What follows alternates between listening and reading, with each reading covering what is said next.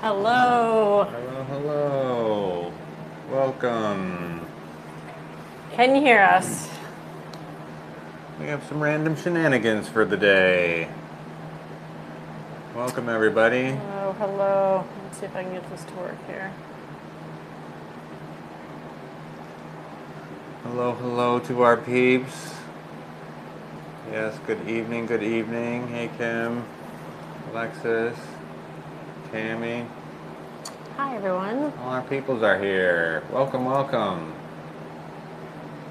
We got some fun today. Damn fruit flies, man. Yeah. It's that time of year, summertime. Hey, welcome. Welcome, everybody. Happy Wednesday. Or is it? It's Thursday, right? It's Thursday. I'm lost. Talk about a guy who works from home. It's been a week over here, let me tell you. Yeah. In the middle of car repairs, and our kitchen faucet just decided, no, not today. No water for you. I flipped up the lever, and it just total limp. Nothing. No response. It was a good time for everybody. Oh, All right, I gotta figure out what I'm doing it here. was adequately frustrating. So, yeah, not that fun, and yeah. Getting set up here, and then we're going to dive into our topic for this evening. If you haven't joined us before, we're talking about Mike Bernardo and his hybrids, which we have determined that we really like. Yeah, we have a few of them. I thought we had a couple, and then when I started counting, I was like, wow, we actually have quite a few. So it made me really interested to find out, like, where did this come from? What was he like? Why do I want all of his plants? Yeah. So that's kind of where this whole idea came from behind the scenes. As a, if you only have a couple, I think you might have more than you think you do. That's what happened to me. I was surprised to find out how many were actually hybrids of his. But where was I going with that? Just as like a disclaimer, everything that I found, all the information I'm going to be talking about tonight, is just stuff I found on the internet. So take it with a grain of salt. It's the best I could do in trying to research this topic. A lot of it is from various, hey, welcome, discussion groups and Facebook posts and things like that I kind of pieced together. But I am mostly confident it's accurate. If I'm wrong and you know different information, hey, let us know if I'm wrong or if you know something different. I would love to learn. So, all right, let me get my notes up here because I made a bunch of notes about this. First, I have all these plants in the way. Yes, many plants. For the record, too, most of the species we're going to be talking about tonight, we have at least a couple for sale, at least one or two for sale. Some a bunch. Some we have more than others. If you're interested.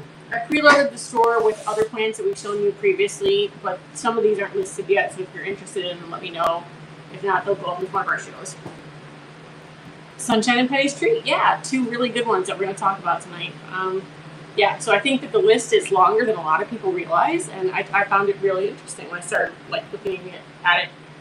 So I kind of researched 6 species or 6 hybrids more in depth, but we're going to talk about, I think there's at least 12 here that we have. And then as I was sitting here, researching one last time, I realized there's at least 5 or 6 more that we grow that I didn't even bring inside. So yeah, there's a few that are too big or they're entangled in the fence, and it's too difficult to extract them. But we tried to grab some more portable specimens and some stuff that's actually for sale. So you guys are going to see some plants as examples of specimens that are actually available today. So that's kind of cool. But also, these plants are amazing. So each of them has their own personal characteristics and their own features, and we'll talk a little bit more about that and what species were used to cross. Mike Bernardo had a few favorites that he used quite frequently to try and extract certain characteristics or features. So I think that's very cool. And, Did you bring your phone down? Because some of the pictures of the flowers are on your phone. Oh. You'd have to have you pull those out at some point. I might be able to even find them, too. All right, so who is Mike Bernardo? Mike Bernardo was a Hoya hybridizer based out of Idaho who produced several very well-known Hoya hybrids in the late 2000s and the early 2010s. From what I can find research-wise, I don't think he's been actively hybridizing in about 10 years. I don't know where he went, but he used to sell and share under the name Hoya Creations. A lot of what he did was grown out by himself, but he also shared pretty readily with other well-known Hoya growers to have them try out different clones that he was making and things like that. If you want some cool information on him, if you don't have this yet, this is the Stemma Journal. This is valid yearly review for 2022 through 2024. This has a lot of his hybrids in it, which have really beautiful pictures and information on his hybrids and who grew them and things like that. Yeah, still some really nice sun-stressed pictures and some beautiful flower pictures. It's really cool. But he's very well known because he tended to pick only the very best plants that he was hybridizing or growing out. I think it's kind of a relevant topic to how much seeds have been very popular this year and the growing out of different seedlings, and how do we decide, now that we have all these seedlings, what to grow. And I think if we kind of look at some of the behaviors that he chose and say, those are good characteristics to follow, then we can also establish some more prosperous different hybrids that might benefit the market as a whole or the hobby as a grower as well. He tended to pick plants that only showed very vigorous growth, that had distinct foliage or bloom, and that had strong overall performance. I could vouch for that. Yeah, I can say that almost all of the species that I have tried to propagate of the NV crosses, they are vigorous rooters, and they take off like crazy once you introduce them to soil and give them a little nitrogen. They want to be another plant as badly as a plant could. And they grow really fast. Yeah. I think almost all of the ones we have out here are some of the species that are hybrids, I would say, are very distinctly the fastest growers that we have. Once they establish themselves and have their root systems intact, they are rapid viners, and then you have multiple leaves on those vines. They fill in really nicely, and they're really gorgeous plants. So he had very clear goals that he was aiming for. He wanted long-lasting variegation or splash, if that was what was going on. He wanted very unique and bold colored flowers that were kind of pushing away from things like the cream and the white that were more common at that time in the Hoya flowers. He really focused on fragrance of flowers. And then he really wanted to grow compact, manageable sized plants, which I thought was really unique in some of the things that I see. Like, these hybrids all tend to keep that kind of compact growth that is more friendly for a homeowner to grow than, say, out in the wild where it might go nuts and trail for quite a long ways. Yeah, I can see some of these species can be a little bit complicated to keep in the home unless you have a really robust trellis system. Yeah. And you're like actively tying them back and wrangling them back in, rounding them up like they're loose livestock or cattle or something. It is. They get wild, and sometimes you really have to pull them in and tie them back to something. So before we talk about some of the individual hybrids that he grew, I thought it would be important to look at some of the parentage that he felt it was really important to use and kind of the reasons why he chose those things. So he was very well known for using Hoya Nicholsoni. He didn't bring in a Nicholsoni at all, though. Probably the most common one you've seen us share is the Nicholsoni New Guinea Ghost. But there is the plain Nicholsoni, which is green as well. It is very soft and translucent in its leaf texture. It's very adaptable, and it has a very light scent. So it helps to make a good parent species. He also was very frequently known to use David Kamingii, which we did bring in our Albo variegated one. I don't think he was using the variegated one. I think he was probably using the regular one. This one is a bit wild, yeah, as you can see. Kind of going, everyone's kind of octopus arms. Yeah. I just pulled this out of the shelf for the first time since I put it in there. It was a lot smaller then. Yeah. So it's... What do you think he used that for? What trait, when you look at that plant, would you say he might have used for that? Well, this has a very interesting green stem, and so it's kind of unique. I would be reluctant to use this as a breeding species for a lot of the Hoyas that I'm seeing in front of me here. I don't know exactly. So he really liked the compact growth of that. So see how close those internodes are and how close those leaves grow together? That was often used in his breeding program to help make much more compact plants. It also had a very fragrant flower. I don't think we've bloomed that one yet ourselves. I've not seen it bloom. So I don't know what the size is. of it. I don't know if anyone else has bloomed that yet. It's a pretty big plant, and like I can see the understanding of the compact node space, but looking at it there, it's not exactly compact. It's not a compact plant, but it helps push that. Sprawl in. But yeah, so it helps push that trait though into the breeding stock that you're using. I could see that. He'd like to use Mindorensis, which we don't currently grow. Because of its very intense color and the frequency of blooms on that one. You've got really gorgeous flowers. You do, yeah. Let me see if I can pull up a flower on that one. Yeah, that's why we originally collected Mindorensis. It unfortunately unalived itself in an incident, but they have a really unique and interesting, very beautiful flower display. Very pretty. So I don't know if there's a difference there in the color of that flower because the sun stressed. They can be tricky. Mindorensis, they act like they're going to be easy. Yeah. The leaves, they just look very unassuming, and then all of a sudden they're like, nope. But apparently, they when happy, do bloom relatively frequently. That's a beautiful flower. And that was kind of his trait that he was trying to pull from that species. We'll have to try that again. You know, off the topic, I saw a plant today online that I was like, oh man, it's been a while since we tried one of those. We've done like maybe 4 or 5 of them. That Renzi Borneo.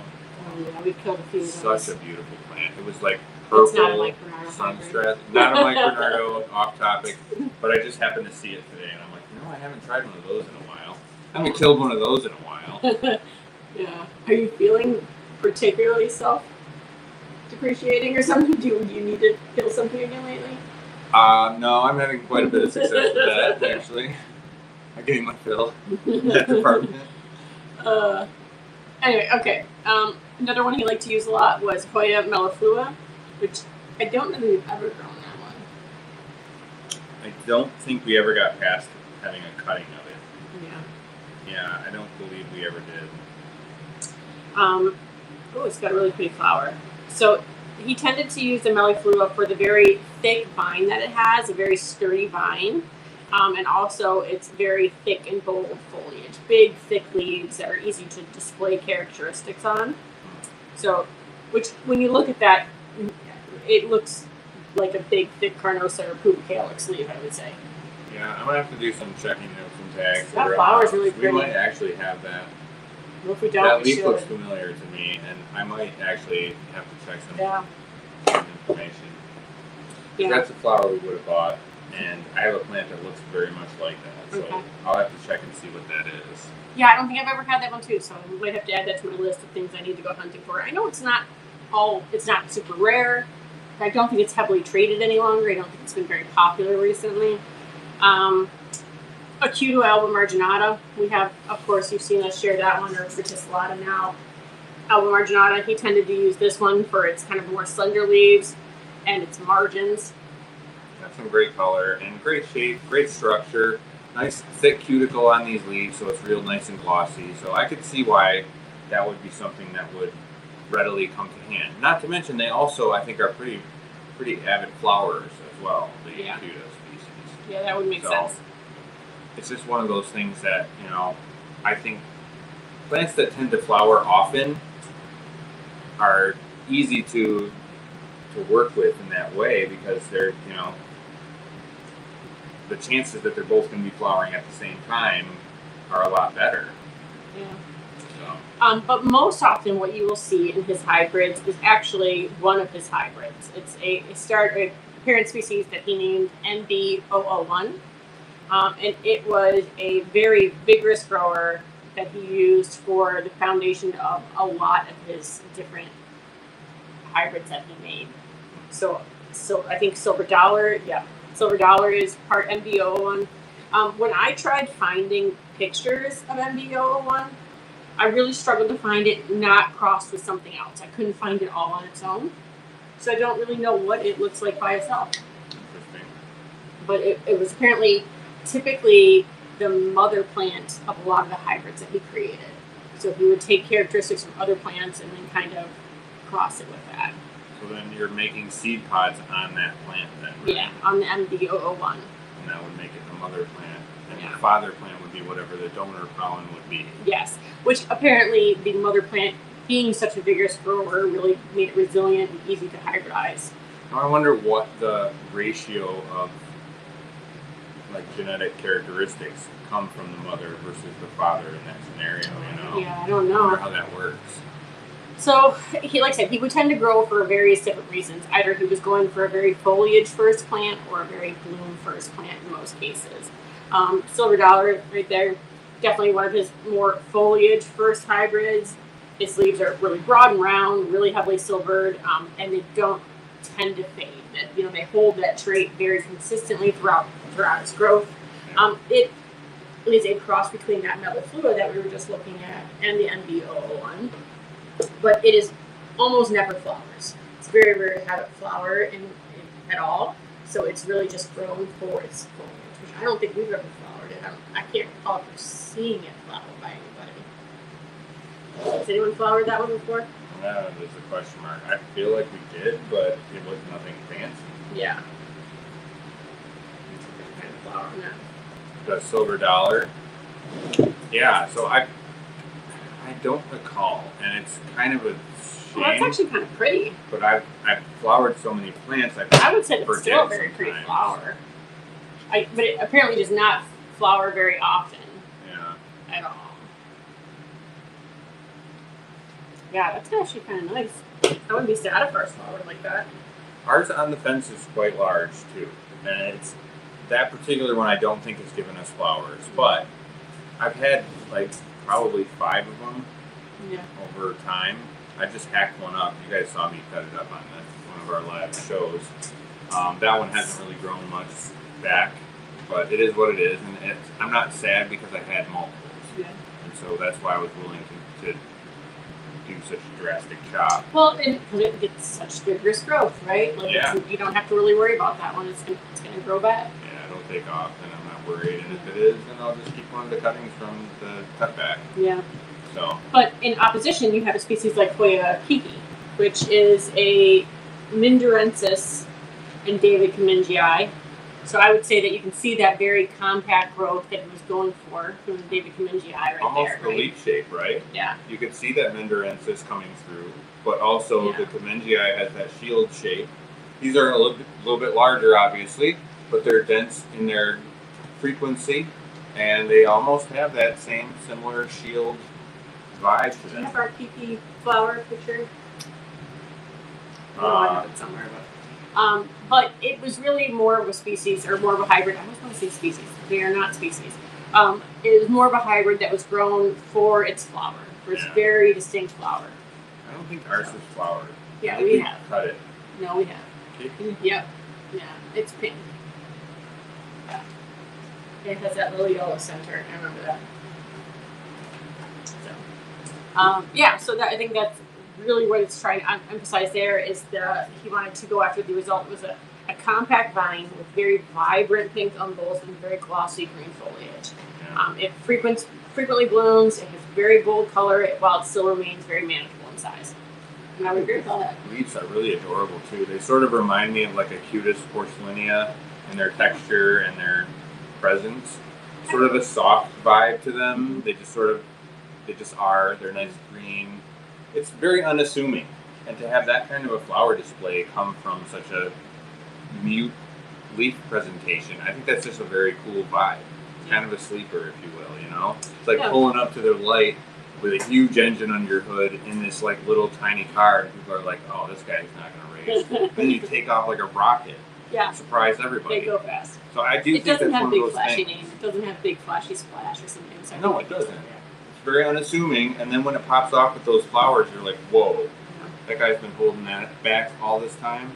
This one, I think, is similar. Cerisa. Yeah. Cerisa is a cross between Nicholsoni and Goldeneye. You can see those vibes there. Yeah. It has a very soft, heart-shaped leaf with those warm tones in it, similar to a tequila sunrise. Yeah. The flowers have yellow bases with a very pink corona tip. Very tropical looking, they say. look very much like the Tequila Sunrise too, I would say. They have that raised vein vibe to them. They probably, let me see here. Yeah. They are the same parentage as Tequila Sunrise. Okay. He was using that Nicholsoni to really help push that easy to grow, gentle, not hard plant situation, which I would say that's 100% they are. Absolutely. Yeah. Whereas I don't think the Cerisa Sun stresses in the same way as the Tequila Sunrise and as much. Yeah, I would agree with that. When we've given them brighter light, they tend to get a little bit more lighter green, and that vein pattern pops a little more, but it's not quite the same as the Tequila Sunrise starts to turn really red. You get those really rich fall colors. So this is different than that. Still very beautiful, just in its own way. In the sun stress, it pulls away from there, and it does its own thing. It's more of a gentle flower, like a very light, white flower. But this one was actually named and grown out by Carol Noel, a well-known hair grower. If you know, it was named after Cerisa, who helped SS planting for her. She's another Hoya grower. So there you go. All right, we grow Geneve, which is another mic hybrid. This one here is, I like the white flowers. This one is MB001 and Nicholsoni. So you can see the Nicholsoni kind of the vein there. It's gorgeous. Yeah. The compact growth again. Our mother plant is getting some good sun stress. I should have taken a picture when I was over at Mom's the other day, earlier today actually. But yeah, it's beautiful and it's starting to get really nice red. It looks like an apple. I just love it. Yeah. It's a good vibe. Geneve's got a good look. Also introduced by Carol Noel, was named after Geneve McDonald. I'm not sure if you're familiar with her. I would expect she's probably another Hoya grower. But it is a reportedly incredibly fragrant flower. Oh, nice. So we have that to look forward to. And then in the journal here, they reported that it grows much more rigorously than a lot of other Nicholsoni clones, which I think we could definitely back up with how much those things have grown and how fast they've grown for us. Yeah, we started those as just small cuttings like we do most of our plants, and now they're 4 or 5 node plants, and it's been the same amount of time. They've taken off, and they're turning into whole-ass plants. Beautiful. And like I said, those rich green leaves are really gorgeous, and when you put them out in a little bit of bright light, they start to get those rosy cheeks, and that's a lot of fun too. Very beautiful plant and easy growing. Like I said, I think that's the trend. When you start seeing these trends emerge of all these plants that have beautiful flowers, unassuming green, beautiful plants that grow, but then all of a sudden this pop of color, there's kind of a vibe to that. There's kind of an ongoing trend. Tequila Sunrise, we were just talking about, that's a sibling to Cerisa. It has the same parentage, that MB001 and Nicholsoni, but it tends to have flowers that are much more yellow and a flatter umbel structure than the Geneve flowers. So whereas it has a round flower on the Geneve, it has a flat flower on the Tequila Sunrise. You know what's exciting about our Tequila Sunrise is the mother plant from these is about to start flowering. Really? Yeah. That's cool. Popping, and that's the first time we've actually had our Tequila Sunrise start to flower. Yeah, I don't have that flower in the journal here, so I'd be very interested to see how that one turns out. Yeah. We also have Michele, or Michelle. We grow both the standard variety and the splash variety. Michele is a cross of suspected to be Species Laus and Akita, Alba marginata. The blooms are reported to be small and very pastel pink. It was bred more for its foliage texture and its tidy growth more than the big flowers it has. And they do have some really great foliage texture too. Yeah. Really nice raised veins. Really gorgeous. And it does grow, I would say, tidy for a larger round leaf. Yeah, it's not like super wild. Like we got a little peduncle going here too. Oh, cool. Cute. I don't know if I have that one. Let me check and see if I do. Show it here. Right there by my finger is a cute little peduncle. So it's tiny and it's not like threatening to bloom or anything. It's another white flower. But it's there. It's and so cute. Could be very cool. Yeah.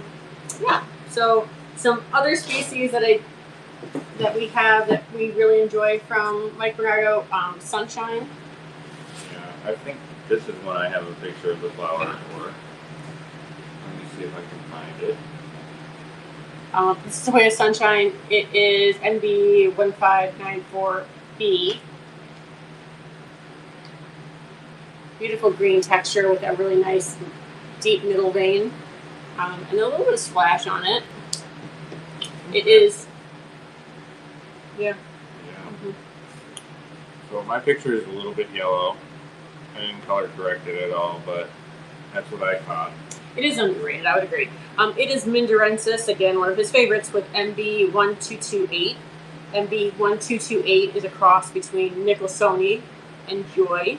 Joy was not one of his. Joy was actually a grower out of Hawaii when I researched it. But he used Joy a lot in his different crosses too. It is known for its pretty flowers that Caleb was showing you, but also that Mindorensis in the lineage brings out some absolutely beautiful foliage color, which is definitely something I think we need to strive to try to repeat. I don't think we've brought any of ours up to that high of coloration, but no, ours are like on the fence. They're a little bit blush, but not that rich purple. Yeah. That's gorgeous. But I think the flowers are pretty too. I think they, they're cute. They have a really cute little different shows them. They look a little bit yellow in the picture here too. It's not just my exposure or my color balance, my white balance. Yeah. All right. But yeah, very beautiful and very interesting. Sunshine. Oh, I'm dropping plants everywhere. These guys are trying to be friends. Yeah. Where are you going? This one here is probably one of Caleb's favorites, I would say. I do like this one. I think they're very cool. Yeah. I like the speckly splash that they get and the large leaves. They also have an amazing flower, but the leaves themselves are really beautiful. That is Hoya Cotton Candy MB1173417. I don't know if you have that flower though, do you? No. No, I haven't seen ours flower yet. Don't think that one is in here. Let me double check. I think Penny Candy is, but not Cotton Candy. Or Penny's Tree is. Yeah. Which we did bring out a Penny's Tree. That one here, so you can see these gorgeous leaves. They've got these really nice raised veins also, but this has got a really nice leathery cuticle to it. Really nice glossy texture. This is MB001 with Melliflua. This is a seed pod of sister of Silver Dollar, but you can see why everyone wants it. And again, it's for that absolutely stunning foliage. It's a beautiful flower too, with the veination on that, with the green veins when it gets sunstressed. It's just. You got Penny's Treat there. Oh, we have Penny's Candy. Wrong one. Yeah, that's Penny's Treat, which is the sister seed. Yeah.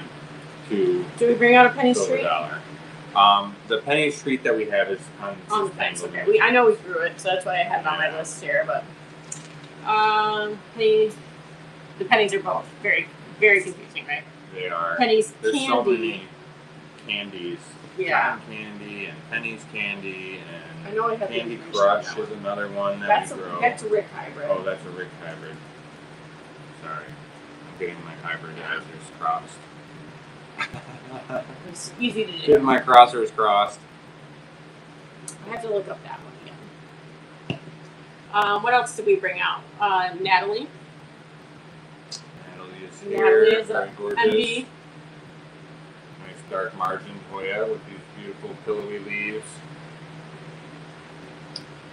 Natalie was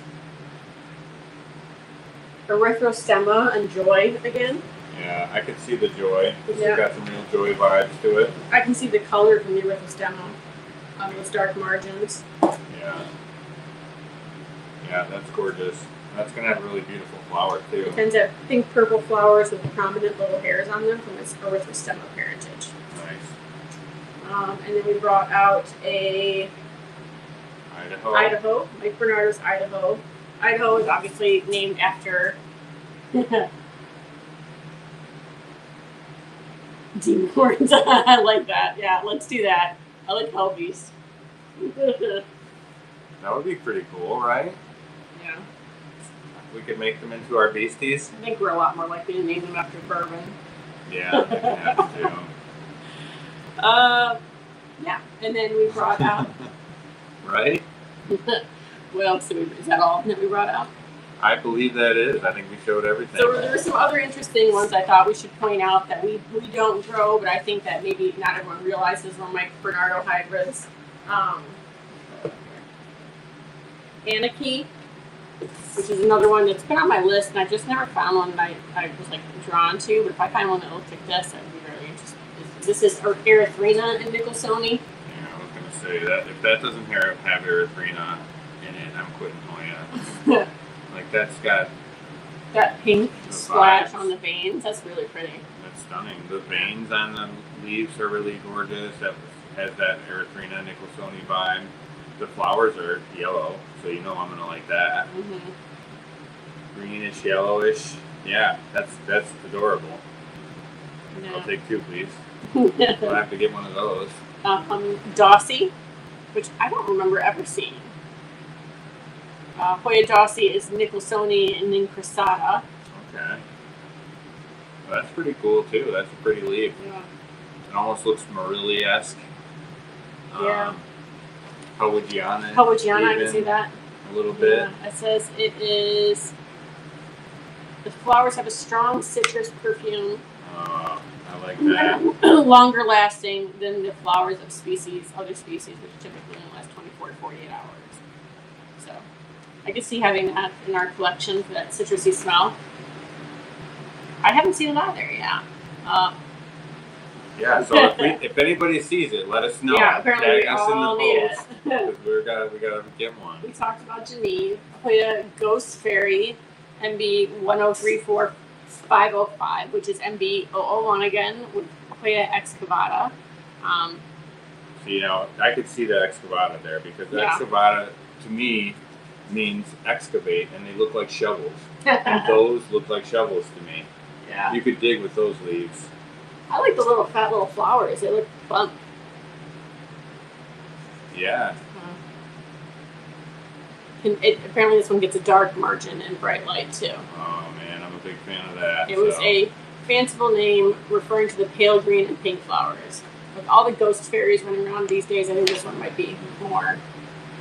No, I think that's the really original. Cool. Hoya Hot Lips, which I have heard of, but we've never tried to grow, I don't think. No. MB 1034505, another from the same pod as the Ghost Fairy. And I would say the flowers do look very similar. Same to MB 001 and Excavata. Yeah. You just got rid of yours? Oh no. Damn. Look at how pretty those chubby little flowers are, though. Isn't that just the thing? That. As soon as you realize, you're like, dang, why did I do that? Yep. This one, they report, does not look great in high light. It tends to not like direct sun. But they will. Shade lover. Yeah. Okay. But the flowers, it's hard to show on the camera. They have more of like a metallic sheen. That is interesting. Yeah, that's how they get us, right? They're like not doing the thing that we expect, and then you're like, I'll sell it. Yeah. You can see that kind of metallic sheen. So it's one of the reasons I want to talk about his hybrids, because I think that a lot of them aren't circulating any longer and are really, beautiful. They're worthy of the conversation, yeah. I think. I think it's something that we should all be looking at some of these things and saying, wow, what do I need to add to my list? And not just buying whatever we see, but also like searching for things, trying to find specific species to add to our collection. Because let's face it, space can be limited, but it's never limited for some species that you're like, wow, this is one of my favorite Hoyas, I'll make room. The one we were just talking about was Hoya Hot Lips. Yeah. And I've not seen that one for sale. I've seen it, but not recently. Back when we first started collecting, it was more commonly traded. Yeah. Well, we'll have to keep our eyes peeled. And add more of these beautiful MB crosses. Do not drip nectar, it says. Oh, okay. Like other excavata or diversifolia complexes. Interesting. Like 5 years ago, about then, absolutely. Lime sherbet. I thought we did grow this at one point. We did. It unfortunately it unalived packed itself. Its bags and left. Yeah. MB001 again with David Kamingii. This one is known for its raised veins that will color purple. That's some gorgeous margins. But it's more known for its yellowish green flowers. Yeah, those are adorable. It doesn't have a picture of the foliage here. I remember ours had some really nice dark margins, and it was like really nice flat structure to the leaf. Really gorgeous. Almost like a Griffithy, but thicker. Was it hard? Do you remember why it died? Did we just forget about it, or was it a plant thing or an us thing? Probably an us thing. Probably an us thing. I don't think it loved the hot, and I think it was a warm time that it just sort of slowly deteriorated. April and Rick both have beautiful ones on their own sites. Yeah, it's a beautiful plant that we definitely need to try again okay. for. That's got to go back on the list. Yeah. Ooh, yeah. Hoya Lin. This one I had not heard of before. Also MB001 and David Kamingii from the same pod as the lime sherbet. I could see that. It's got some of the same characteristics. Now this has got more of a midrib crease than the lime sherbet that I remember. Yeah. I feel like the lime sherbet was more of a flat leaf. So this one, it was in the journal. It very specifically says that. Yeah, we do. I agree. Let's all make a new circle of people passing around MB hybrids. Right. So the Lin, it says actually that there were several different clones released under the name Lin. They were all seeds from the same pod, but they were not necessarily, shouldn't have all been labeled Lin, basically. They're hard to distinguish. That would make sense because they look really darn similar. Yeah, they do. The flowers even. They're both very cool. Yeah. I would say this has a little bit more red to the center. Yeah, the flowers are a little bit different, but that could be just sun. Speaking of sun. But it says that the Lin leaves are less prominent than lime sherbet and usually are smooth and veinless. Lin has a cream-colored corona, which frequently blushes pink to almost red. There you go. There you go. So. And it's very pretty, very interesting. Sorry, all Lin. It doesn't sound like it. It says that if you have a clone that doesn't match this description, you should only be labeling it as NB1065 parentheses yellow corona or large red corona, but you shouldn't be calling it Lin. Interesting. So you can only call it Lin if it's a cultivar that you bought from. If you've got that, if it matches this description, or you've gotten a vegetative clone of the original of a plant labeled Lin. I don't think it does get them. Well, no, it does have margins in the picture, so yeah, it must. Yeah. See, they don't have a picture of the lime sherbet foliage. However, it looks very similar to that. In my opinion, just a little bit flatter. And then the flowers really, in my opinion, that's the more differentiating feature. Yeah, they're definitely much more green for the Lin and much more cream here with the pink centers. Interesting. We talked about McKelly. We talked about Penny Street. Hoya Perfection. Wow, that's pretty. This is MB001 and Noel. Okay. Known for its light veination, which easily flushes bright red and highlight. Yeah, that's gorgeous. Yellow reflex coronas with a pink, or corollas with a pink corona. The flower is said to be unpleasant smelling. Yeah, I mean, being that it's not in my living room, I could deal with that. That's a beautiful leaf. That looks and like a beautiful mango. flowers. Yeah, it does look like a ripe mango. Yeah. That's Who's awesome. growing that? Yeah, that's a beauty. Yeah, so far I have at least 6 species I'm going to go shopping for later on. I really want this Olives now. And that Anarchy. Yeah. Anarchy is the top of my list. We're looking through the Stemma Journal yearly review from 2022 to 2024. Yeah. It's a great publication. If you don't already subscribe, definitely something to support. It's more online. They don't have a ton in print right now, but they plan to have more. Yeah. My understanding. Okay, Hoya Pink Pomelo. This looks like candy. This is verticillata and perfus. I can't say that. Perfusca. The name refers to the color of the ripe yellow-green skinned and pink fleshed pomelo. It was previously traded under the name cotton candy. Oh, really? Yeah. But that name is a competing, but for a better-known market clone of erythrostemma, which has got to be what we have. That looks more erythrostemma. So a replacement name was needed for this cultivar, and pink pomelo was chosen. I feel like that looks like cotton candy. That looks more like Delat or Denan. Yeah. Which is another totally different species, not an MB cross at all. Yeah. But interesting. Yeah, this leaf is what he's saying looks more like cotton candy, when this one looks more like Delat. I just actually cut our Denan today. Oh, really? Yeah. And I plopped it into the prop box. Yeah, that one's really pretty too. Interesting. Alright, Hoya Raspberry Sun. Gosh, I've never heard of that one either. That's got really pretty veins. Oh, that looks like Germany. Erythrostemma and erythrina. Wow. Named for the way the rounded flowers cluster with their glistening hairs shining in bright light like little tiny blazing raspberry suns. That is adorable. Pink splash on the leaves, nice veins. Shoot, that is really pretty. That's stunning. Those leaves look like Germany leaves almost, with those veins and stuff. With those flowers. I've never seen that before. Oh, they're stunning. Alright.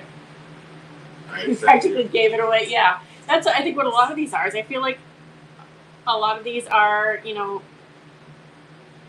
cultivars that just kind of got lost in the flash of, variegated and silver and everything else, and you missed out on some of these. Yeah, I think a lot of collectors just blew right by this category. Keep it on your list? Because it's just not something that was the prize. It wasn't something everyone was going You got after. one? Oh, I can't wait to see what yours does. Oh, that's exciting. Yeah, look at how cute those little fuzzy flowers are, though. Yeah, it's beautiful. I think the plant by That itself, vein. just the leaves are gorgeous. Yeah. But those flowers are an added bonus, that's for sure. Yeah, that's kind of like I would say, a very good representation of his whole ideology of, compact growth with very pretty foliage and really stunning flowers that pushed vibrant color.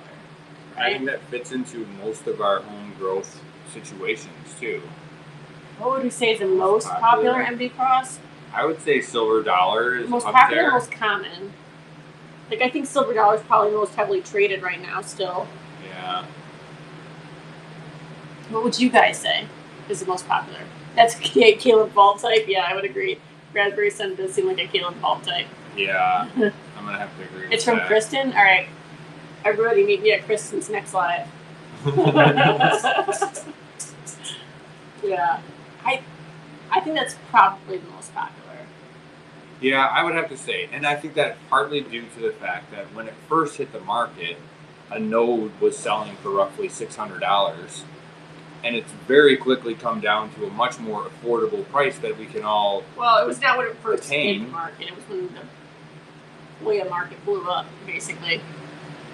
It's just for Jordan. Okay. Yeah. I mean, I'm not sure that was a different time. I think it was a similar situation, right? Like that was No, because a lot of Hoya. these crosses and all these plants are from the late 2000s and early 2010s.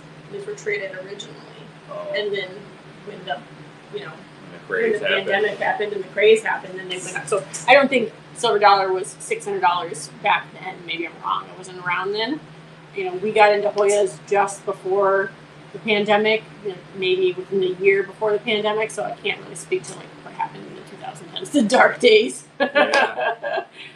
It was rough, man. It was real rough. It was rough, but it was also, it made the hobby grow. Like, would we all be talking about this tonight if we hadn't had that time?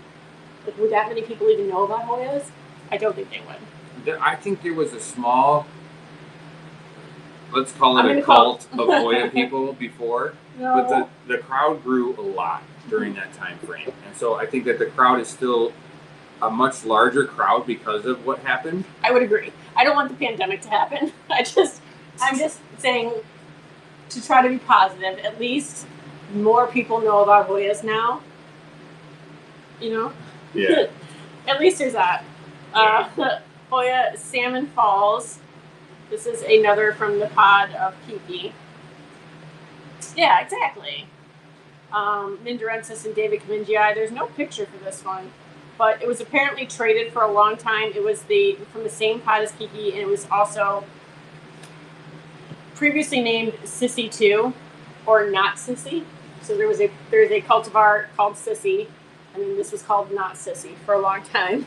Interesting. But there's no picture on it. When I Googled it, I really can't come up with anything.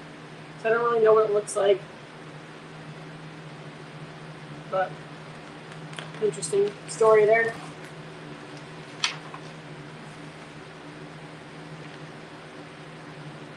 Yeah, that happens. Yeah. Shop at your own risk. I was wrong. There's a Oh, there is pictures. Yeah, let's see. Oh, look at that. That's pretty. So these are the flowers from 3 different growers of this clone. Like, they all look a little different. Sun can affect it quite a bit. Maybe. Yeah. That's gorgeous, though. Look at those leaves, man. Oh, it looks like our melon. Yeah.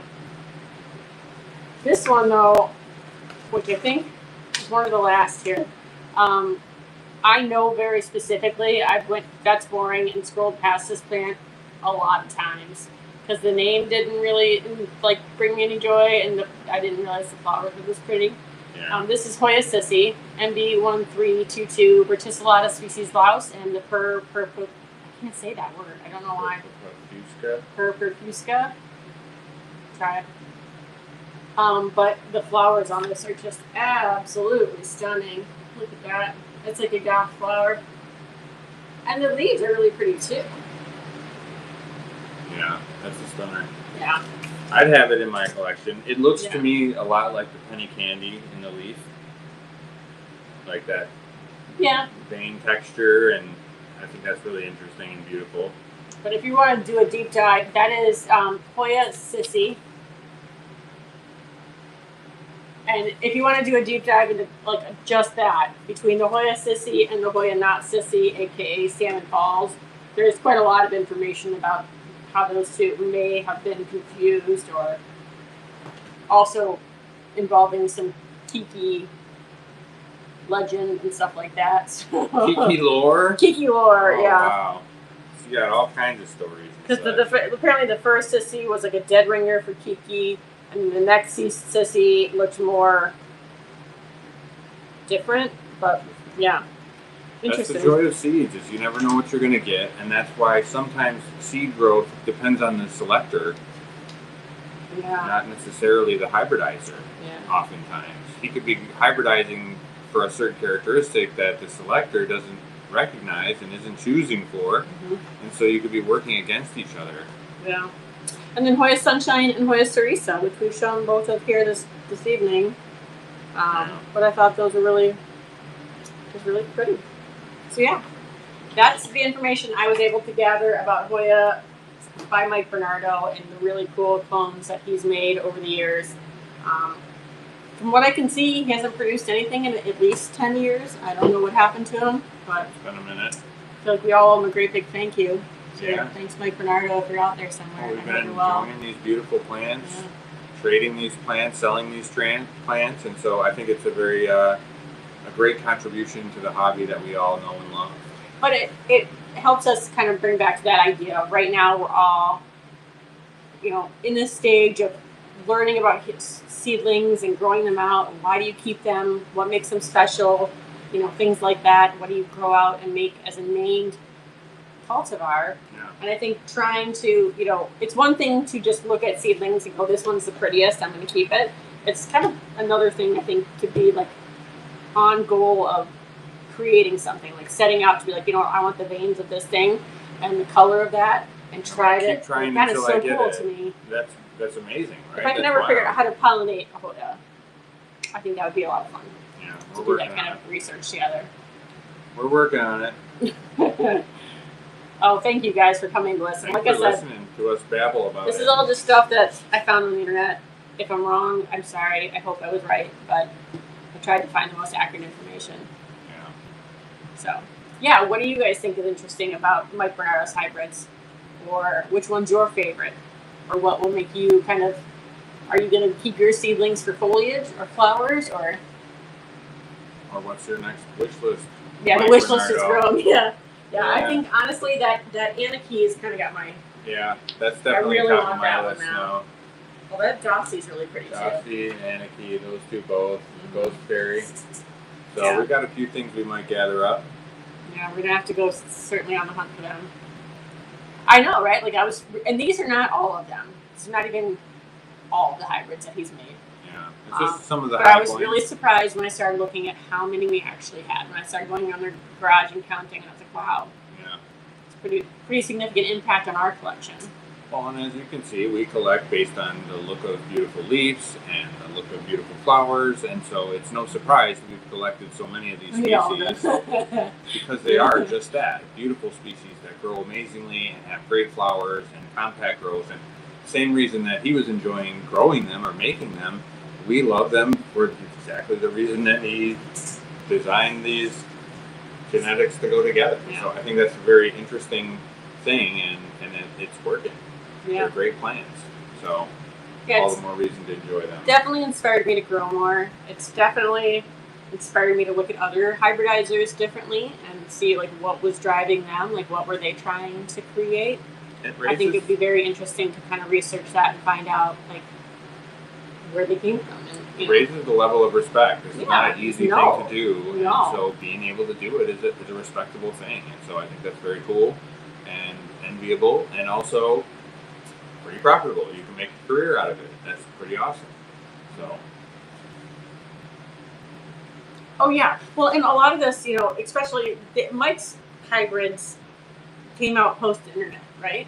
So at least there's that. There's research. Yeah. But a lot of these hybridizers were pre-internet or of a generation that was unlikely to keep records on the internet. So it's just hard to come across a lot of it. Yeah. So if you don't know somebody who was around back then, which we are lucky that we do have, good relationships with a couple of people who have long-standing Hoya history, and they can help us and help us learn. Still, as much as we know, there's fortunes of knowledge that are lost. Every time someone leaves the hobby or passes away, a wealth of knowledge is lost. And if we don't tap into those resources and ask the questions of the senior Hoya people, the champions of the industry, if we don't ask those questions of them, then we won't know what we need to know to move forward into the future of the industry and stuff. Because there's a lot that they've already learned and a lot that they've done that we should be studying and learning about. That reminds me, I should mention that one of the biggest reasons I ended up down looking at this path was because of Michael's article in the most recent Stoma Journal on Hoya carnosa, Crimson Queen, and Tricolor, and his deep dive into that grower. I'm blanking on his name right now. So I think it's really cool to know there's people out there like Michael who are doing that and researching it. Yeah, exactly. If we don't all put this down somewhere, I know that's part of the never-ending problem with history is if we don't document it, it's hard to keep it going across the generations. And anytime you do document it, there's some bias, so some information is lost, and But that's interesting to me. I don't mind doing it. I want to learn more. Specifics I'm not super matter. great at growing by myself, but I'm really good at learning. Just like anything else, specifics matter. Yeah. So yeah, if you guys wanted to research on your own, if you want me to research something else that we can talk about in one of these Hoya study groups again, feel free to let me know. If you don't already, I really encourage you to go join both the Stoma Journal group on Facebook, subscribe to both their virtual and their print journals, and the Hoya ID group is also very, very helpful for this kind of information. And then if you want to do a really deep dive, there's some old Facebook and Hoya groups on discussion boards. And if you search Reddit, you'll come across, and there's a lot of good information there. So, all right, that's everything I have. Anybody else? All right, thanks for putting all that together for us. Thanks for letting me talk about it for a while. That was very considerate and very nice. And now we all know. Oh, thanks, guys. Yeah, me too. They just announced that their most recent one, the one that has the Mike Bernardo, not the Mike Bernardo, what's his last name? Is it Graham? Michael Graham? It's a different Michael. Oh, thanks, guys. His whole article on the Graham. It was Graham. Okay.